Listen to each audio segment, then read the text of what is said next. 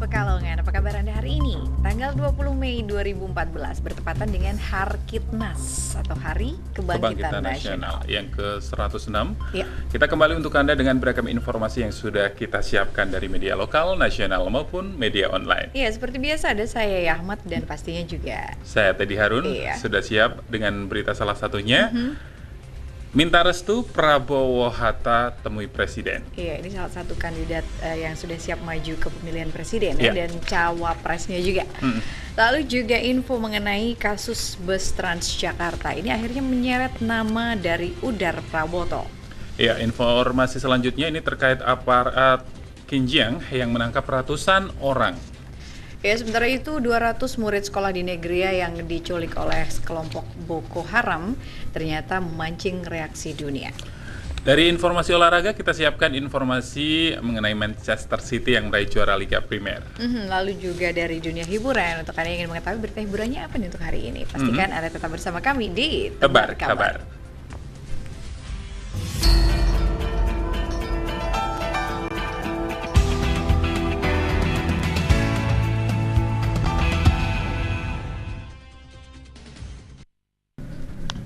Ya, sebelum kita menyampaikan informasi pertama, kita sampaikan dulu bahwa untuk Kota Pekalongan tadi pagi dari pemerintah Kota Pekalongan melakukan upacara terkait Hari Kebangkitan Nasional ke-106. Iya, selain upacara apa saja yang dilakukan oleh pemerintah Kota Upacara tabur bunga juga di Makam Pahlawan Kota Pekalongan ya. Dan yang bisa kita petik dalam upacara atau sambutan dari Menteri Informasi dan Informatika Kominfo ya. Kominfo Dari ini Kominfo. adalah selama 5 hari dari tanggal 19 sampai tanggal 24 ya. Ya. Untuk PNS diwajibkan menggunakan batik atau tenun khas Indonesia. Iya, ini untuk simbol sebagai hari ini adalah Hari Kebangkitan Nasional.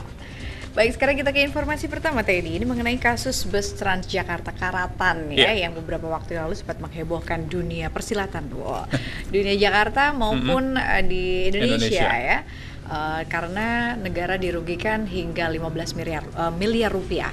Ternyata kasus bus Transjakarta ini menyeret juga nama Kepala Dinas Perhubungan DKI Jakarta Udar Pristiono. Kejaksaan Agung akhirnya menambah jumlah tersangka dalam kasus penggelembungan dana pengadaan bus untuk Transjakarta dan permajaan angkutan umum. Dua tersangka kasus baru ini tak lain adalah mantan Kepala Dinas Perhubungan DKI Jakarta Udar Pristiono serta Direktur Pusat Teknologi dan Sistem Transportasi BPPT Prawoto. Ada bukti permulaan yang cukup untuk membuktikan ada tindak pidana korupsi yang dilakukan secara bersama-sama. Penetapan tersangka Udar dan Prawoto mengacu pada surat perintah tertanggal 9 Mei 2014. Sebelum Udar dan Prawoto ditetapkan sebagai tersangka, Kejaksaan telah menetapkan Derajat Adiaksa dan Setio Tuhu sebagai tersangka juga. Derajat adalah pejabat pembuat komitmen pengadaan bus permajaan angkutan umum reguler dan kegiatan pengadaan armada busway. Sementara Setio adalah Ketua Panitia Pengadaan Barang Jasa Bidang Pekerjaan Konstruksi 1 Dinas Perhubungan DKI Jakarta. Kasus bus Transjakarta yang menjadi dasar penetapan tersangka ini adalah penggelembungan dana pengadaan bus untuk Transjakarta senilai 1 miliar rupiah dan pengadaan bus untuk permajaan senilai 500 juta rupiah. Negara diyakini merugi sebanyak 15 miliar rupiah. Belakangan juga diketahui bus Transjakarta yang didatangkan dari Cina itu banyak yang sudah berkarat. Mereka berdalih dengan alasan yang dinilai kurang logis, yaitu bus itu berkarat karena terkena angin laut. Sebelum Udar ditetapkan sebagai tersangka, ada 2 nama yang sudah dicatut untuk menjadi tersangka juga. Nah, kasus ini sendiri dengan adanya kasus ini merupakan ketetapan bahwa Udar memang dipastikan akan menjadi tersangka. Berarti ada 3 ya yang empat akhirnya. Tersangka betul, selain Udar, terus Prawoto, ada Derajat Adiaksa dan Setio Tuhu yang sejauh ini sudah ditetapkan KPK sebagai tersangka dari kasus ini ya.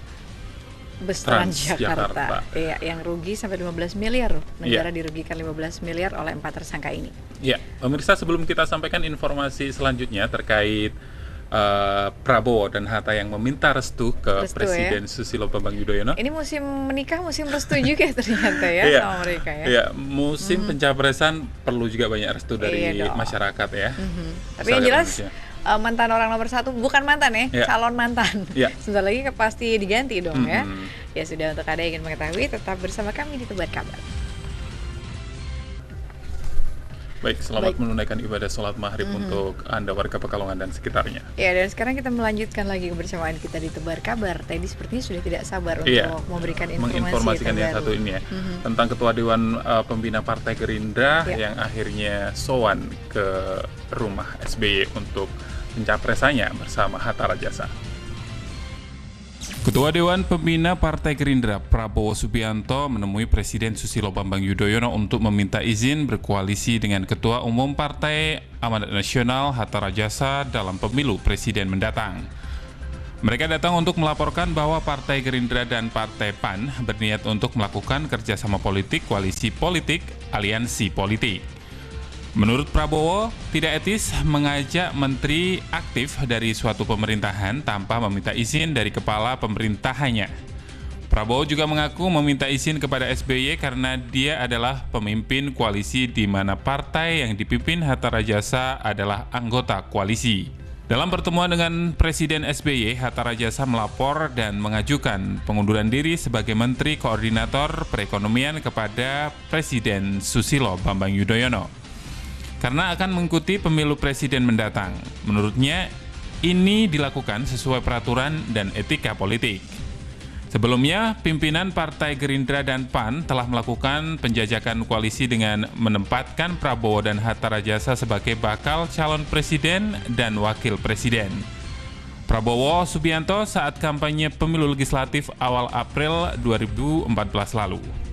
Sejauh ini, Partai Demokrat yang dipimpin SBY belum menyatakan sikap politiknya terhadap tawaran koalisi yang diajukan kubu Prabowo Subianto dan Joko Widodo alias Jokowi.